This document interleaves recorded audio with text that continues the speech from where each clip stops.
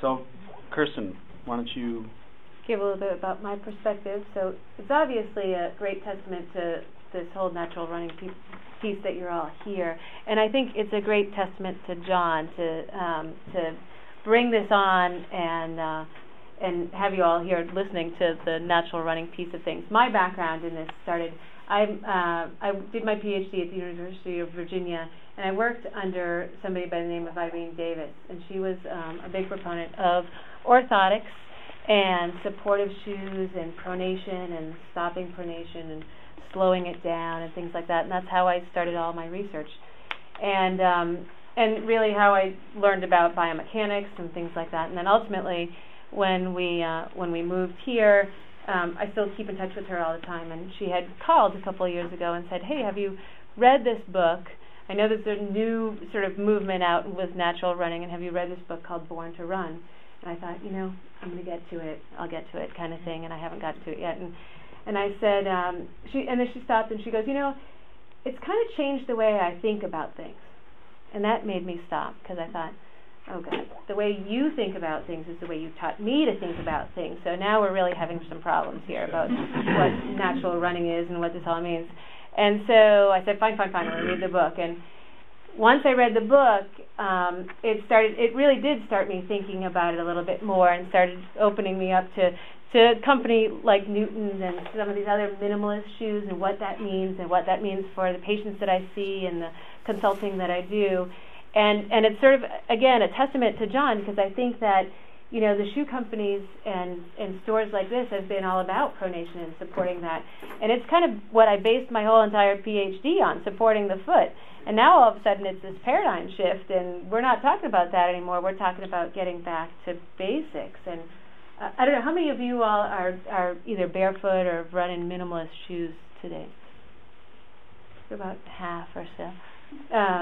But I think it is a really important thing, and I know that Dr. Raymond has worked with a lot of people as well, and I think it's a good place to be. I think it's a wonderful paradigm shift to be able to add sort of a natural running piece to your training, and we'll talk a little bit more about how to do that. But that's a little bit about my background and how I came into the whole thing. Jamie? So, I guess my background comes from more of what I do for work, which is to help people who have injuries. And I've always been kind of more of a big picture kind of guy. And I've struggled with my own running over the past 4 or 5 years. I kind of went into progressively heavier shoes and seemed to have a lot of minor injuries, and it just wasn't fun anymore. So I spent a couple of years thrashing around with different, at the time they weren't called minimal shoes, but just less of a shoe, racing flats, etc.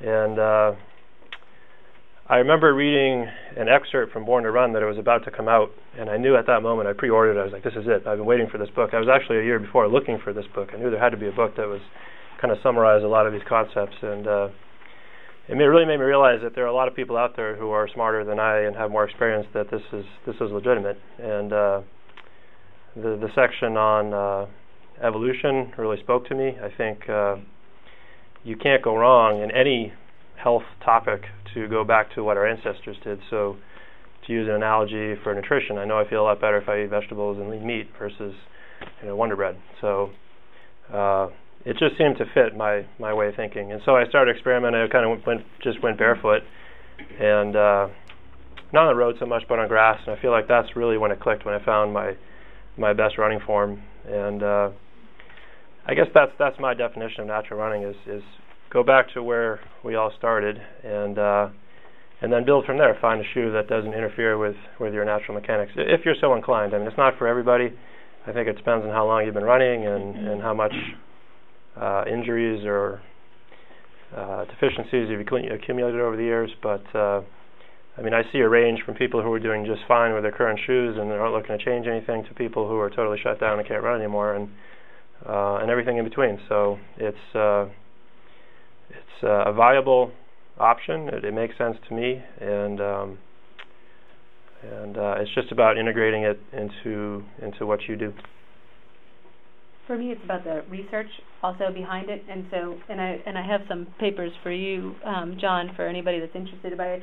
I just pulled some articles that, to me it's like, okay, it's all nice and good, and we can all tell our stories type of thing, but what does the research show? And so I think there's more research that is showing and talking about this.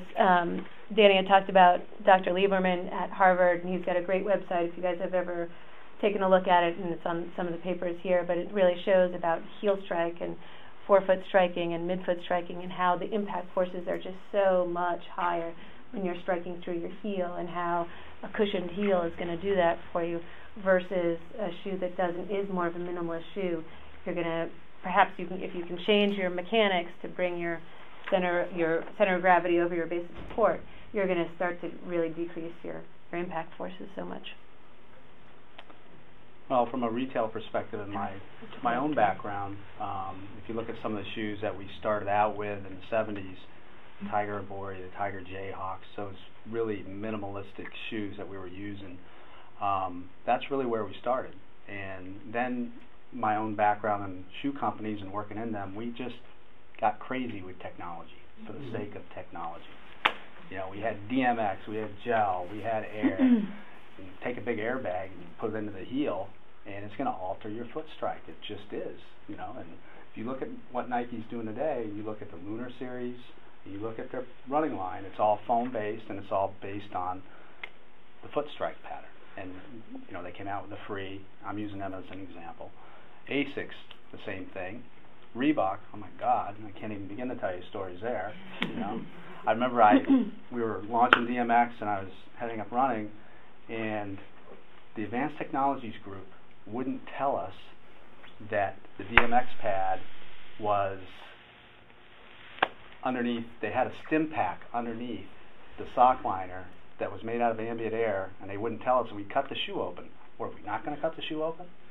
And it was called a stim pack, and when people ran in it, ambient air basically expands. And so runners' feet, when they were doing the wear testing, I'm telling a story now, I'm getting a little bit off tangent, but I think I'm making a point in terms of people selling technology for the sake of technology. Runners' feet were burning up, and they were hurting. So we cut it open, we said, what is this? And I remember the president of Reebok, Bob Mears, had a meeting with him. He goes, we didn't want to tell you because it's going to be just like Coke. It's going to be our secret formula. And I said, are you out of your mind? But anyway, so we got into this whole technology phase, and the LD 1000 from years ago had a heel on it. Am I right about that? I remember that. And it basically created a lever, and it existed for about maybe 6 months before people started having knee injuries. And I think the refreshing aspect of this, and I welcome the whole natural running movement, minimalist movement, because I think it makes companies think, and it makes them evolve their products into a more realistic, natural state, which is what you're seeing. Are all running shoes bad? No. We sell a lot of Kyanos, we sell a lot of Adrenalines, and they work for a lot of people because of the environment we're in, and people have adapted to that. This is about good running form, and Newton is at the forefront of that as a tool to help with that. One of the things that I've been to a number of companies this year, believe me, if I see another minimalist shoe, I might shoot myself. But we're going to go with the authentic brands that are relevant and that have started out with it, like Newton, Vibram. The New Balance has a collection called the Minimus coming out that's really exciting. That's funny, they have a Latin term, I know. shoe now.